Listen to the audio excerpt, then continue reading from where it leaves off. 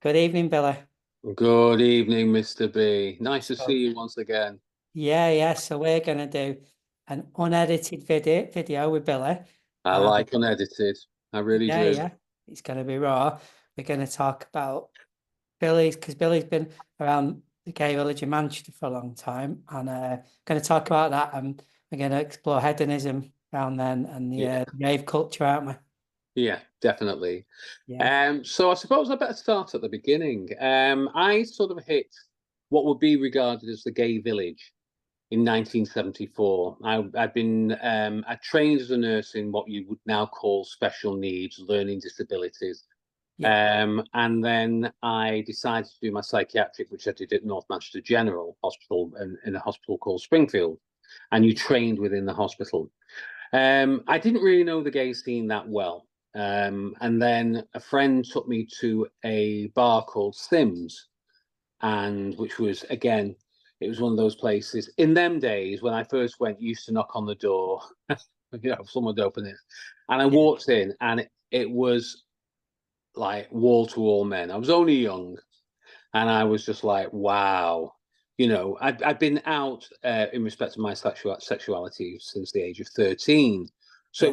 it wasn't a big deal for me. I definitely wasn't in the closet. And I just entered this club and just saw the most amazing, fabulous people. But in them days, the sort of drug of the day was poppers, amyl Yeah. nitrate. It was an instant rush. It gave you energy. You dance all night, Yeah. and you just snorted the bloody stuff. Cocaine was seriously a luxury, Yeah. and Yeah. very rarely. It was only sort of very wealthy people. A lot of hairdressers I used to notice used to have it, so I became Yeah. quite friendly with them. But I didn't touch it. And a lot of people were doing acid as well. I did that, but that In the was gay village. yeah, yeah, Yeah. yeah. Yeah. It was in Sims, which is where Pizza Express is, Deansgate, where what was it called? The bar, Venus Bar, Yeah. the Venus. Yeah. So Yeah. it Yeah. was next door. So it was next door to there. So Sims was on the other corner, and it was what became Precinct 13, if you remember that. Yeah. Yeah. So that was Sims Bar, Berners Bar. That's Yeah. what it was formerly.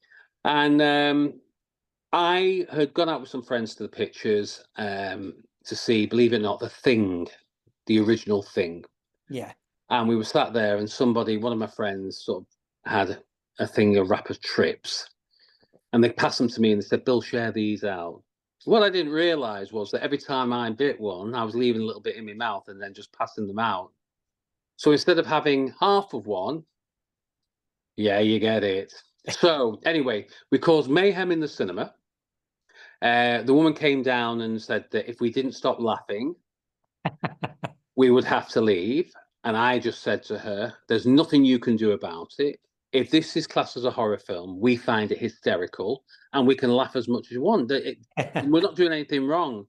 As it was coming to nearly the end of the film. And I'm glad that I had taken the acid trip, because if I'd have watched that film and seen that thing coming out of John Hurt's gut, I would have been a mess. Seriously, it would have affected me for the rest of my life mentally. Anyway, we got to the end of it, and we ended up going back to what was Sims, which then became Berners Bar. And as we walked in, I screamed because everybody knew me at the time, because I'd worked on the scene, and they just turned around and looked at me, and I went paranoid, and I started screaming because everybody was Chinese. All the faces were Chinese. It was Yeah. bizarre, and I Yeah. screamed, "Everybody's Chinese!" And I ran out, and my friends grabbed me, and they knew they had, because I couldn't go home in that state. So they put me in a taxi and they took me back to their apartment. And there's three of us, three lads and one girl. And I ended up in the toilet for about 5 hours watching the carpets doing this, and a Yeah. figurine in the corner looking at me like that. And then there was an electrical company called Lynn Sondek, and there was a poster on the back of the bathroom door, and it was a gibbon like that, but it was Yeah. doing this. And it took me hours to get off it. They were pushing orange juice down me, and then, anyway, it took me till the following day. And Yeah. after that, I felt so unwell for about 2 or 3 days that I said I'd never touch it again, and Yeah. I didn't. Yeah. So that was I would say that was my real introduction into something quite heavy, but Yeah. nothing really happened after that. So like I said, I hit the scene in around about 1974, and what is classed as the village now is Canal Street, um, Sackville Street, and a few other streets that sort of come in from um, Portland Street. So coming down from Portland Street down to Whitworth Street, you got the side of the canal. In those days, the canal was it was seriously dirty. All the buildings with old Victorian style buildings were derelict. There was a couple of what I call clothing factories in them because you see the girls coming out. Apart from that, during the day, it was a dead zone. You had the bus station as well, so that sort of kept that area quite busy. Um, but it was actually a red light district.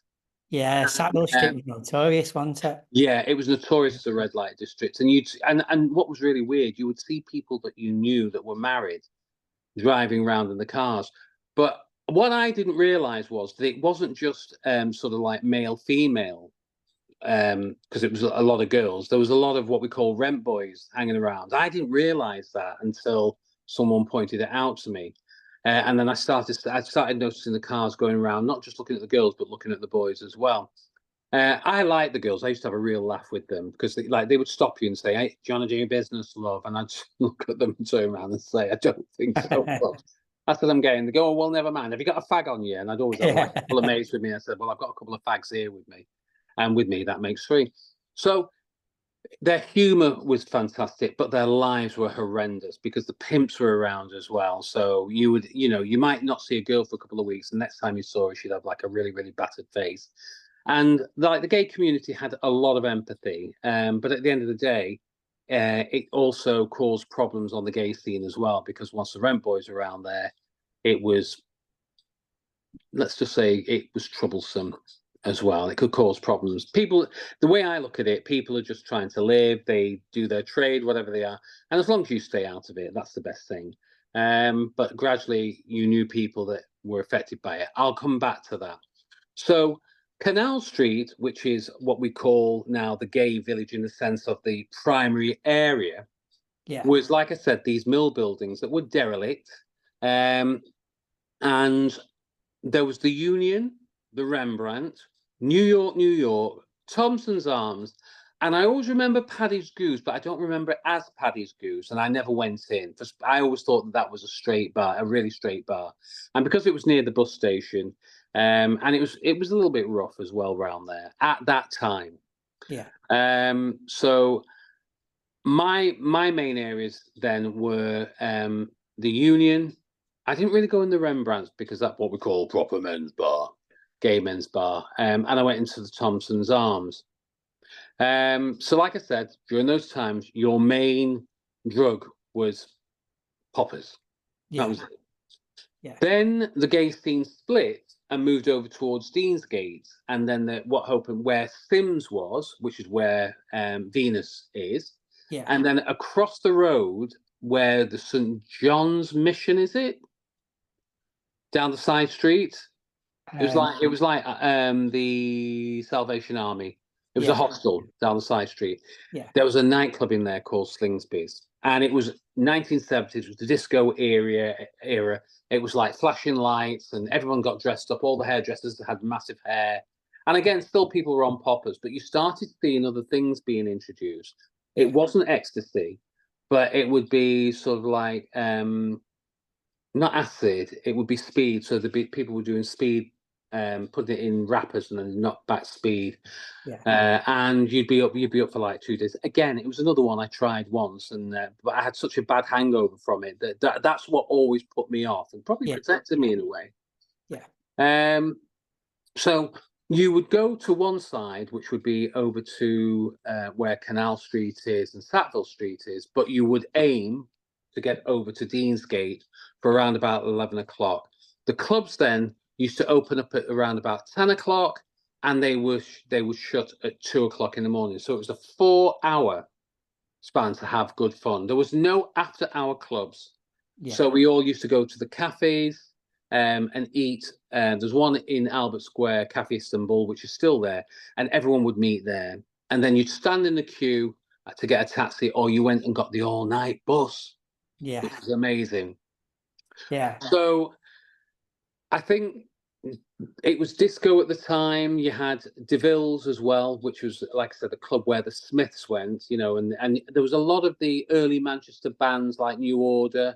They all went into DeVille's, and it wasn't about sexuality. It reminded me a bit like the Blitz. You know, you had the New Romantics, you had the Funketeers, you had the sort of what disco bunnies, and I was between the Funketeers and the disco bunny. Yeah. But we used to dance, and all the others were just really, really cool, and used to just stand on the side and Yeah. watch us. That was it. Yeah. But great friendships started in there, and it was when I realised that where the gay scene and the straight scene really could mix together, Yeah.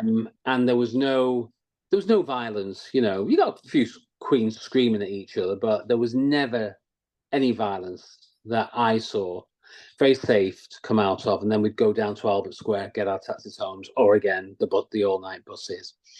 And in many ways that was decadent, but there was no house parties afterwards.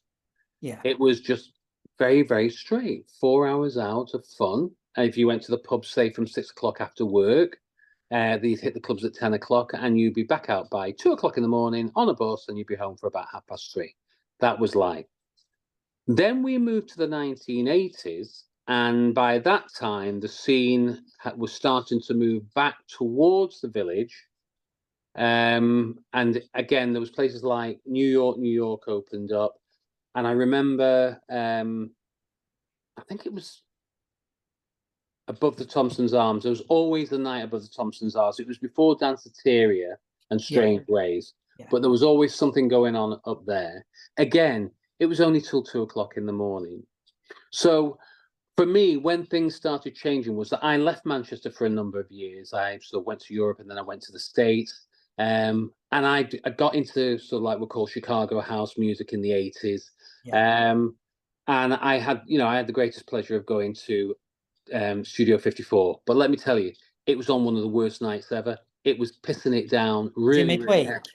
It was midweek, Yeah. so Yeah. it wasn't a good night. It sort of went. I can't remember what night it was, but I don't know if it was a Wednesday or a Thursday or something like that. The music was absolutely fantastic, but we ended up leaving there because there was no atmosphere, and I think it was sort of tailored up in around about 1988, if I'm right. But Yeah. this wasn't a good night, and then we ended up at a club called, I think it was called Paradise. It would have been Paradise Factory. With Larry Levin. Larry Levan. Wow. Did you go in Yeah. there when he was DJing? Yes. Yeah. Yeah. Yeah. But again, I didn't know who this man was. Yeah. Nobody was. I'm going to be honest with you. No one was raving about him in the sense of how we look at him historically now in respect of house music, disco, and dance music. No, that wasn't going on. You didn't sort of turn around and go, "Oh, it's Larry Levan." It was just he's a fucking good DJ, and I love his music, and that was it. And like I said, I only went there once. Yeah. So I can't say much about the place in itself, and I was absolutely steaming. I was so drunk, and had a little bit of whiz as well, so I was able to dance all night. Yeah. So that was like my experience, and then there was a club called the Neptune Ballroom in Detroit, which was Madonna's brother's club, Michael Ciccone. And Yeah. again, the first time I turned up there with a group of friends, I was asked for 5 forms of ID. So who carries the passport? Like my university pass? Blah blah blah, whatever. And I thought, there's no way I'm going to get in. I thought there was an issue around colour, and there was. However, somebody pushed us to the front. Michael was there, heard the accent, asked a few questions. We were let in. Didn't know that he was Madonna's brother. Yeah. Didn't meet him in that context. He was just a very, very nice, presentable man who was a manager, very good with his PR, asked a few questions of our group, but then moved on to other people that were in the line coming in. And that was, again, it was a bit like Studio 54 and Blitz at the same time. I mean, if you got the two together, you could see the divide of the crowd, but you knew that disco was definitely going out. Yeah. And we started hearing a lot of the like British music of the 80s, like I say, the early 80s. And then I came back to Manchester. I can't remember when it was. I think it was 1984. Yeah. And when I came back, I bumped into a man called Phil Clegg. I'd worked for him in a club called Heroes, which was again 70s, 80s. And he saw me and said, "Why don't you come and work for me?" So I did. So that really got me re-established, but it brought me to that side of Canal Street. So I was with them for probably about a year, working the main nights. And then I was very fortunate and got offered a job at a club called Applejacks. So when I went to Applejacks and I started running the floor there, that's when I started getting to know the straight scene in the sense of the movers and shakers there. Yeah. So it's about your profile. Yeah. And then all of a sudden, I was in business with a colleague, a clothing shop, and we were on Deansgate.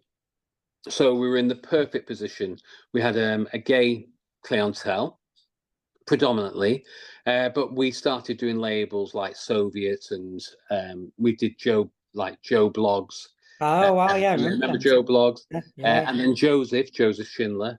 We used to sell Joseph Schindler, and then we started buying really serious designer stuff from Italy, or going to shows and ordering it. And so we had quite a high profile. This part of the conversation fits into a bit later, and I'll use the word flesh.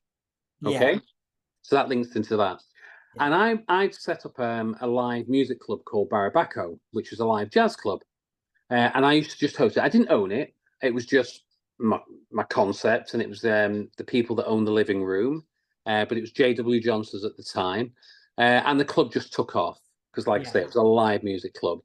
And I was down there one night, and a group of friends came in. And I was quite surprised to see them. They were gay, and they're quite... it's just like, oh, it's really nice to see you. They'd been somewhere, or maybe had eaten upstairs, thought they'd pop down. So they did. And then they got to a certain time, and they said to me, I said, "Where are you off to?" And they said, "We're going to the number one." And I went, "What's that?" And they said, "It's this amazing club, Bill. You've got to come down." But I didn't go down. It took me, quite a while to get there. I was going to the Hacienda before then. When I had the time off, I'd go down to the Hacienda. And again, it wasn't until really, really late. I mean, it was still like 2, 3 o'clock, but you could see where the direction was moving to, later hours. Anyway, I ended up in the Hacienda one night, and I got in quite late, and I was looking for a group of friends, and then I found them, and they were sat under where the DJ box is, and they were all on the floor, and they were all like, and they were smiling, and they were hugging, and they saw me, and they started hugging me, and people were kissing me, not on the lips, but just on the face, and saying how much they love you. And I thought it was a bit weird, but I liked it. I really did like it. Anyway, one of my mates, young Brian, he was from Salford, he said, "Have you had anything?" And I went, "What do you mean, have I had anything?" I went, "No." And he said, "Sit down here."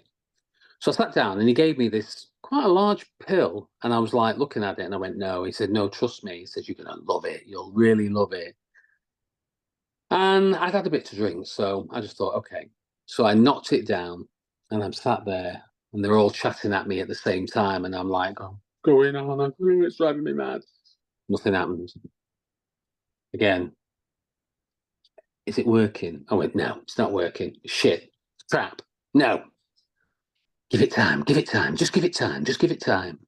No, it's shit. Give it time, give it time, give it time." Anyway, this record came on, and I dived up. As soon as I heard it, I dived up, literally jumped up from my bottom onto my feet. And as I jumped up, everything just went underneath me. Yeah. My feet went, my legs went, my eyes went. It was just like this massive colour. It was actually quite psychedelic. Yeah. And then this rush came through me, and I connected to what I call a universal love. Yeah. Yeah. It was a universal love. I had not ever, ever felt like that. Yeah. And I just remember this person, Brian, putting his arms around me and holding on to me, and he kept saying to me, "You're going to be all right. You're going to be all right. You're going to be all right. You'll be fine. You're going to..." And that was it. And his girlfriend was sat on the other side, and she's like rubbing my hair, and it was like my head was a tap, and all this sweat was coming out of it and coming out of every single pore. I was wringing wet. Yeah. And it took about an hour for me to get my sort of like senses back properly, where I could stand up, you know. But I just remember walking around, talking to random people, telling them how amazing they were, how beautiful they were. Their outfits were the best outfit I'd seen. I think when you came down, you saw it in a different perspective. But at Yeah. that time, and I noticed boys and girls kissing, boys and boys kissing, girls and girls kissing, little groups of people, really tactile with each other. And it was odd, but it was beautiful to see. Yeah. So that was the Hacienda. And then I was in the club one night and someone said the number one is open later. Yeah. So I decided to finish at the club at 1 o'clock. I'd phoned ahead of time just to make sure during the day that I could get in because I was told it was packed, and if it was packed, you wouldn't get in. Turned up at the club, and the fabulous Chris and I think it was Tiger and Femi. They were on. Was Femi on the door? I think he was. But they had a really, really good door team. And I turned up, and I turned up dressed right, like with a jacket on, jeans, nice shirt, and walked in. And I looked around, and I just saw all these people with like bob haircuts or hair down to like like down to the shoulders, in baggy trousers, big t-shirts. And I'm like looking at everybody, and then there were like like what I class as the gay group. They were all in like skinny t-shirts and tight jeans or shorts or whatever. Um, and I just recognized a lot of the faces. And as soon as I walked in again, I recognized this sort of what we call the love head on, where Yeah. everyone had the love head, but it was packed. Yeah. And you if you were stood next to a person, you were touching them. Yeah. Yeah. And I just remember having some ecstasy. Actually, I had quite a few that night, and this state of euphoria. And I just remember hugging and holding on to people, and people that were straight would sort of like kiss you, but I mean, like kiss you. And it was just like the crossover was unreal, Yeah. you know? The And I always music was perfect for it as well, wasn't it? The music was absolutely Oh, perfect. the music! I mean, the music was absolutely amazing. I mean, Yeah. at the time they had, like Tim Lennox, who for me was he was beyond my belief as a DJ. Yeah. And you had people like Dave Kendricks. I always remember a lad called Billy Armstrong as well that played a few other times. There was Guy Williams as well. Yeah. And I'm sure that there were lots of other ones on the night. And I just fell in love with the place, but I Yeah. could only spend a very short period of time unless I took a night off from the club. And when I did, we went for it. Yeah. So at that time, Canal Street was opening. It was started to open up, and you could see the sort of like the development of the area. And there was rumours that there was going to be apartments. It was going to be waterside. Restaurants were going to be opening up left, right, and centre. So we knew something big was happening around there. And then I heard off a friend that there was going to be a bar opening called Manto. Yeah. And Peter Dalton and Carol Ainscough. Yeah. Yeah. Yeah, Carol Ainscough. I always called her Carol Ainsworth, but it was Carol Yeah. Ainscough. And I say Carolina Hers sometimes by mistake. Yeah, Yeah. we Yeah. do. Yeah. When I heard that they were doing that, and I knew of Carol because she was a property developer, and her name again, she was gay and she was very successful. And then I heard the name of Peter Dalton, who was her sideman as well. So I was in the Union this particular night, and I always remember seeing the development of Manto over a period of time. And I knew that it was going to be industrial, the metal. You could see in concrete. And I kept thinking, this place is going to be amazing because it stood out against everything else. Yeah. And then the week before it was ready to open, all the windows were blocked off with, I can't remember, it was fabric or paper, so that you could not see in. So I think that was for the final dress, ready for the when it would open. Yeah. The night before it did open, I was walking past and the door was slightly open. And I put my head in because, I'm nosy and I wanted to see the inside of it. And all the staff were sat on the right-hand side where the windows were, where like the main doors were here, just on the right side. And they were having a staff meeting. And I put my head through, knew a couple of lads, said, congratulations, had a look around, said, oh my God, this is amazing. I shouldn't have done it really, because I think I pissed a couple of people off, including Carol. And I just said, thank you. I can't wait for tomorrow night. And then we arrived the following night for the opening, and the crowd was unreal. Yeah. It was rammed, hot and sweaty, and Ecstasy was really, really. It sort of underpinned everything, not alcohol, which had always been, and it was anybody that was shy or quiet that you saw when they'd had an E, they were on the podium. Yeah. They had their t-shirts off. They were dancing all over the place. They were the happiest souls, and they were like stars on the Ecstasy. Yeah.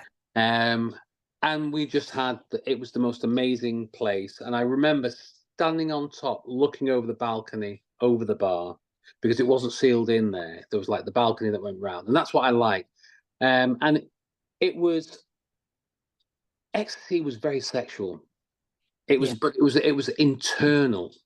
Yeah. I don't think some people it would be extra. You could see people that were like chewing people's lips off, and dare I say, when you went to the toilets, the cubicles, you'd be waiting outside the cubicle, and you'd be like, "Come on, hurry up, hurry up, hurry up!" And it'd be like someone say they're at it, and you Yeah. just go, "Fuck it," for like. And that's where the lads started running down to the ladies' toilets, and the girls didn't give a toss. They loved it. And I always remember actually going into a toilet, and the girl pushed past me and said, "I need a piss," and standing there with me podge out, and she just sat down on the toilet. Wasn't even looking at me. She was just like, "Ah," and having a piss. And I'm like, "Can you hurry up, love? I need mine." And she just went out. She actually became a really, really good friend. Yeah. So it was your inhibitions just completely went. And, you met people, and it was very easy just to go off with somebody that night that you didn't really know very, very well. And people used to say it was like, I've copped off with this guy. And I always remember to one of my friends, he was sat next to me, and he was quite shy. So I always had like a protective ear and a protective arm around him. And I was watching him, and I could see that he was looking at this guy, and this guy was cruising him, and we'll use that term. But he was trying to sort of avoid it in the sense that he didn't want me to know what was going on. And I went to the toilet, and when I came back, he was no longer in the seats. And I went looking for him. And then I just saw him at a distance in the corner, and he was snogging this guy. And I thought to myself, you don't know him. And this guy was young and very, very naive. And then I went over to him, tapped him on the shoulder, and he turned around and he looked at me, and he basically told me to fuck off. Yeah. Yeah. And at some point he left with that man. And when I saw him the next time, it wasn't a good experience. Yeah. It wasn't a good experience for him. And I just said to him, you've put yourself so much at risk. And I saw that all the way around. There were, people, good relationships, there were great friendships, but I suppose people put themselves at risk in the state of the euphoria with the music, the atmosphere. It wasn't just the boys. You used to get a lot of straight lads coming into the club as well. So around about that time, you had, I think it was around about 1993, you had Tony Blair coming out, New Labour coming in, you had That was 96, Billy. Was that night? I keep thinking it's 1993. I know you keep telling me.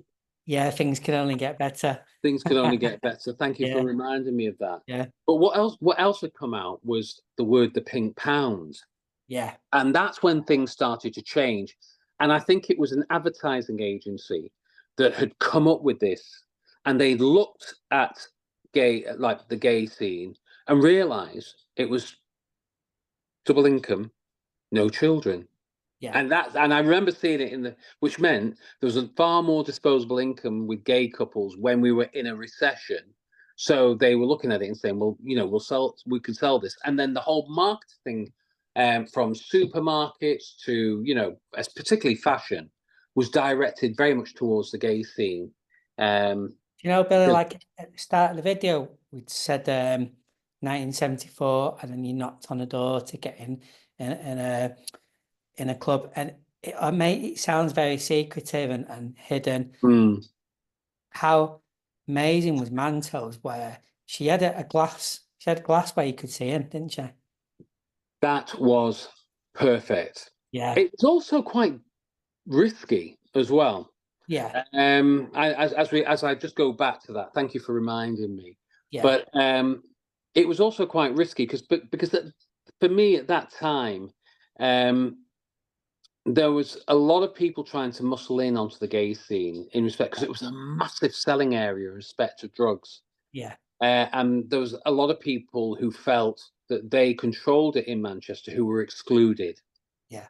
And so you had remember the trouble with the doors, where the door teams were being attacked. Yeah. And certain people wanted to take over their doors. Well, we were very, very lucky in many respects when we had the sort of door teams that we had. And I always remember like Danceteria particularly, and Strange Ways. But I remember a group of boys that I knew from my local area who were straight, and they were at the door having a massive Barney with the doorman, and I could see that it was going to turn nasty. But I knew some of these, and I call them kids because I knew their parents. Where was that, Billy? Was it that was outside Manto? Yeah. Yeah. So I literally walked over, and it was in the summer as well, so it was really, really bright. And I remember walking over to them and actually saying to two of them, I went, "Oh my God, I didn't know you were gay." And they went, we're not gay, we're not gay, we're not gay. And I turned around and I said, "Well, this is a gay bar. Yeah. Well, do you want to come in?" And they went, like, "No, no, no, no, no, no, man, no, man." But really, what was happening was, because of the violence in the city, a lot of the girls were so frightened of going out, they discovered Canal Street and they were coming out en masse. And they were getting into the gay bars, and the gay lads loved the pretty girls, or they just love women anyway. So the combination was gay boys and girls. Yeah. And then what I call the more sensible or more open straight lad would think to himself, hang on a second, I'm going to walk into a bar, it's going to be full of gay lads and a few, a lot of straight girls, and those straight girls and me as a straight man. So they were quite comfortable with their sexuality, and they came in. Going back to the windows of Manto, Yeah. Yeah. it was good on both sides, because you could look in, Yeah. and you could see the whole sort of panorama of this bar. Yeah. And you could see the lights, and you could see the atmosphere. Now, I'd never seen that on the gay scene in Manchester. Do you know, you forget that I worked in town, and my workmate Chris, we went in the dry bar the very first afternoon it opened, and we were laughing because it had dry 201 beer mats, dry 201 beer glasses, but it was the first designer bar in the country. Yeah. Manto's was based on that. Was it Ben Kelly? Yeah. It was Ben Kelly, yeah. Yeah. And that was a start of something spectacular, wasn't it? Where it was almost like house music was changing the landscape of Manchester. House music was changing it Yeah. as well. And we're talking about, you can talk about the dry bar. The dry bar was incredible. It really was. Yeah. I did a fashion show there, Valley of the Dolls, and we had to, do you remember it? Vaguely. Well, let me tell you something now. It was like a trash movie. And we used like characters, the sort of the Hacienda, Manto, Paradise Factory. These were all the characters that were in there, and they literally became house models, and they also modeled at Flesh when we had the fashion shows there. Yeah. So that's why, again, that just became another part of Manchester that sort of opened up and gave clubs a feeder. So they have a feeder bar, and then everybody would take that ceremonial walk down to the Hacienda. Yeah. But then all of a sudden, that ceremonial walk wasn't just the Hacienda, it was Canal Street. Yeah. Yeah. So people would sort of like come down Canal Street. They'd hit, by that time, if I remember right, there was you had Prague 5. Yeah. Yeah. Remember Prague 5 again, industrial, trying to copy Manto but on a much bigger scale. Yeah. For me, just didn't quite have it. Yeah. In the, it was too big, but I'm not saying it wasn't successful. It was very successful, but nobody could take it away from Manto. Yeah. You know, and then I think that Carol and Peter recognised that there was a massive market for a nightclub, and that became Paradise. And I remember hearing about this and just saying, I can't wait till this place opens. I just can't wait till this place opens, because if this is Manto and this is Paradise, and again, queuing up, and the people that were on the door, you know, the drag queens, and I mean, it was like Studio 54 or Blitz, where you had your person stood on the door and they chose you had to look good, or you were good looking to come in, or you were a character. Yeah. And I had no problem getting in. I had a problem in a couple of other places, but that was for other reasons. They assumed that they thought I was a bit of a gangster, and it was like, come on, have you heard my voice? Do I look or sound like a gangster? Do I dress like a gangster? But you know, but when you've got connections, and to me they were just my friends, and they used to see you with them. It was always, you were tainted with the same brush. And I used to always say I was always polite to door teams, always shook their hands, always offered them a drink when I went in, made sure that saw that my behaviour was, you know, it was correct. So Paradise Factory, it was the extension of Manto. Yeah. It was hotter, and I always remember, again, this mixture of gay, straight, and it was like you didn't know where sexuality started and you didn't know where sexuality finished. Yeah. The difference was then you had the after-hour clubs that were opening. So that went not Morning Glory, but you went back to Paradise, you went back to Manto. Breakfast Club. Breakfast Club, that was it. Thank you, the Breakfast Club.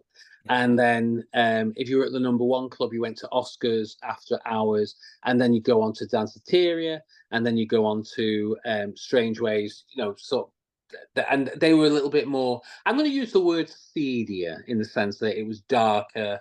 It wasn't as, you know, it was like you were dancing on carpet most of the time. Yeah. But the drugs were crazy. Yeah. You know, they really were crazy. And again, the decadence. But I also started seeing a change then, and there was a slight twist, and you started seeing people collapsing. And now, whether that was due to excess or whether it was due to the drugs not being good. And I remember having what we would describe as a bad pill one night. Yeah. And I just remember feeling quite aggressive, quite angry. And I knew that if I didn't get out of the club that night, I was going to end up in a fight. Yeah. People were irritating me. And it wasn't just me. I believe, because I went home and I just smoked a load of weed, you know, and it sort of calmed me down. But I had to get, you know, I mean, I had a friend who'd get me a couple of sleepers to just knock me out. And then I would sleep till Monday. So there was a lot of after club parties, and that's when you started seeing another thing happening. So people would go to people's houses, and I'm going to say it, in some cases it would turn into bloody orgies. Yeah. You knew that it was going on if you were at this party. I never partook in things like that myself, because I was a good, innocent, I won't say I was a Catholic boy. It just didn't appeal to me, to be honest with you. But again, I don't judge other people. But then you started seeing these new concoctions coming in. You started seeing MDMA, and I got spiked by MDMA in, believe it or not, it was in Danceteria, and the person who did it was a barrister. Wow. Yeah, and he got me a Coca-Cola, and do you know what? I didn't notice anything. I just drank it, and then all of a sudden, I was like feeling fantastic. And You mean GBH? GBH, yes. Yeah. Not MDMA, but, yeah, GBH. Yeah. Just remember feeling a certain way. And he just said to me, he said, listen, I want to go and get he said, I'm a bit sweaty. I want to go back to the hotel. He was staying at the Britannia then when it was nice. And he said, do you want to come back? And he said, you can get change or have a wash and come back. And I just thought, yeah, because I was so malleable that it's like I would have said yes to anything. So I went back. But in that time, something happened and I just didn't feel right. So he did exactly what he said. He went to got a shower, but he sort of just came out in a towel and then sat down on the couch because it was a suite. And I remember sitting opposite to him. Nothing happened. And eventually he fell asleep and I sat there till, I don't know, 6, 7 in the morning. And then the door goes and his partner walks in. Yeah. And he's like, who are you? And I turned around and said, well, who are you and who's he? Yeah. And I just turned around to him and I said, I don't know what your partner or your friend did to me. I said, but he gave me something. And that was good because I was quite strong-willed. It's like, I'm not going to go under. Anyway, that was another story, but that's the risk that you could put yourself in. Do you know what, Billy?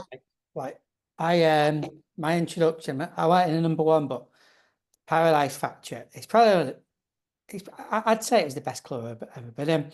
And I thought it was just incredible that you could be anyone you wanted to be. Hmm. It was just intense feelings of love, and it's like a big family in there. And Yeah, but a big thing was that I felt safe, felt really safe around the yeah, village. But then as it got bigger and bigger, it just started to feel a bit more dangerous at yeah. times. You started to see a shift change in the people that were More coming in. scallies coming down to it. Yeah. And the problem was that, particularly on the gay scene, the gay lads loved scallies, the term scally lads, which were like, hey, you all right, mate? You know, I'm Yeah, from Salford, I'm from Beswick, I'm from, Miles Platin and these various places, which are, nice areas. They've been homogenized and, been sort of like partly done up with the apartments and everything. But then, and yeah, everybody was attracted to the word scallies, yeah, tracksuit bottoms, t-shirts. And a lot of them weren't gay, but I'll tell you something, they ended up at these bloody parties as well, and nobody cared. yeah, What was going on. It was hypersexual. And yeah, it was hedonistic. It was, it went all weekend. yeah, It started becoming an all weekend thing. So you could go out on a Friday, sort of like a Friday evening, and not get back until Monday morning.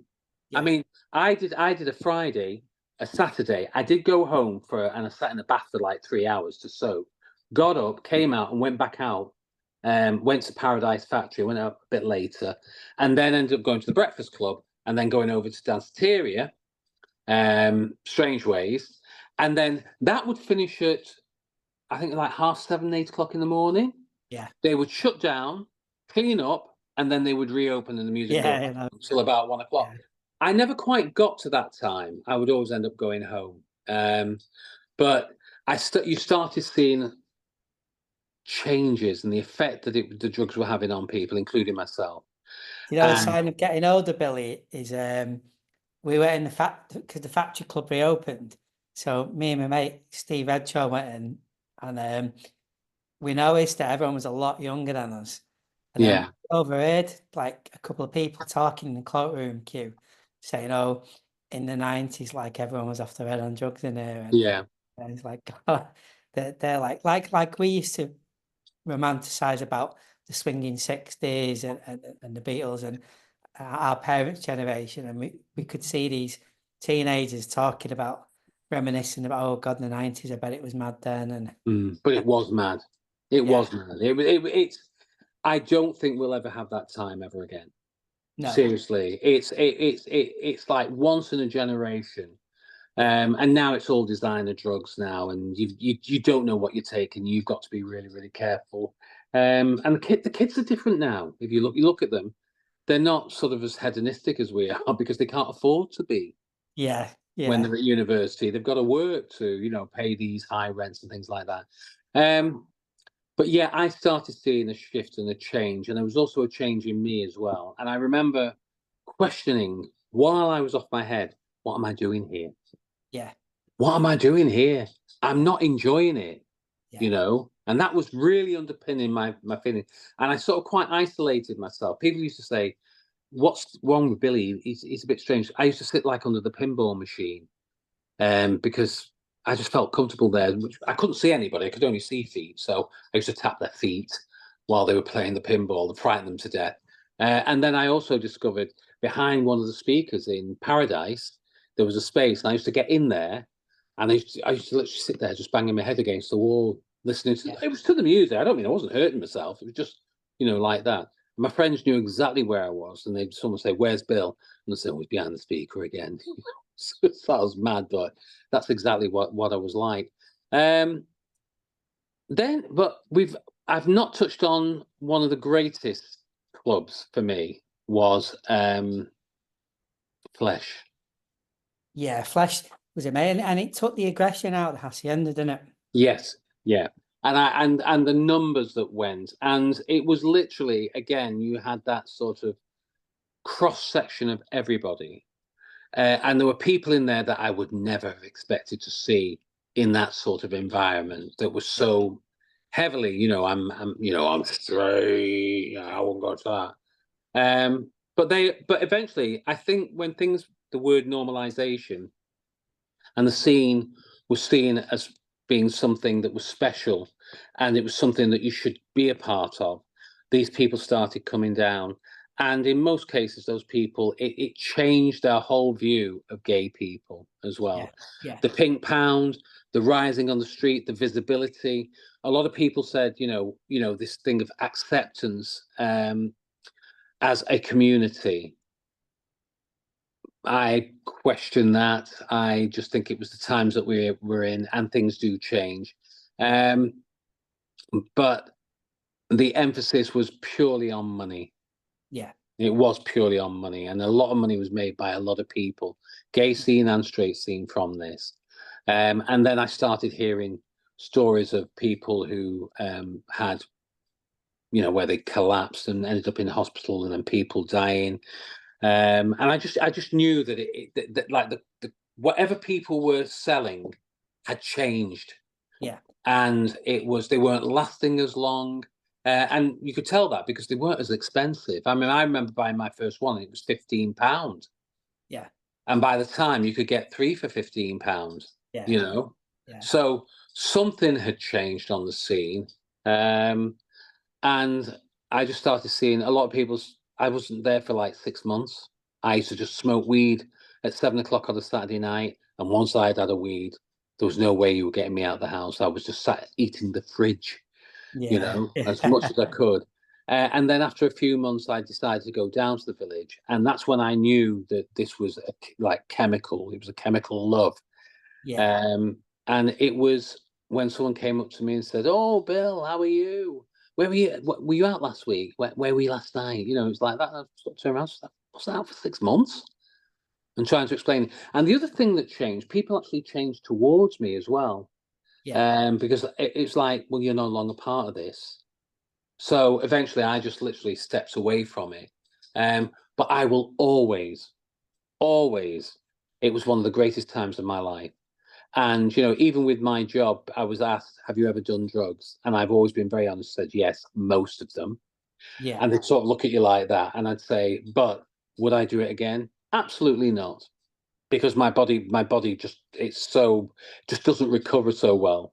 And I said, "But what it did do, it enlightened me, it opened my mind, and I met some of the most amazing, beautiful people. Some of them are still my including me. best, of course." You and Mr. Lees and Andy Burns. Yeah, Billy, um, I think that'd be a great moment to end the video now. Um, really? well, we're nearly up to an hour, so let's have a look at, because we've got a list here of things that we said we'd cover, because Yeah, we could take this for 2 hours now, can't we? Now yeah. drink, but I try and keep them under an hour. So let's just finish it with see if we've got everything. I'll let you take your pick. So Right. I'll tell you what I'm going to do. What yeah. was what was your favorite tune from that period? And really, if the you could say your top 10, but you've got to pick one that really stands out. Saturday Night, Sunday Morning by Tiempo. Tiempo. Yeah. Mine was Kissing by Cedar Garrett. And the Oh, reason, do you remember that? Oh, baby, baby, why don't we just test the water? I can't yeah. remember the rest of the lyrics. And then it had this end which is just build up. And I always remember that whenever that tune towards the end, and the music sort of started sort of like becoming quite aerated, and it was around you, and the place, everybody was in the same frame of mind, the same state at the same time, and you used to put your hands out and you would touch somebody else's hands and you'd lift them up, and it was almost like it was like praising Yeah. praising the euphoria in the universe and saying thank you to everybody for giving me the most amazing night. And yes, the drugs were part of it, but Cedar Garrett, Kissing. And if I had to choose one more, Ain't No Man. Who's that by? Oh, Dina Carroll. Yeah. Dina Carroll. And again, it was the end. It was like you just see everyone's arms going up, and those were the tunes that I liked. Almost like it was a religion and was singing hymns, but oh my god, they were amazing. And another one of my favorite DJs was Paulette.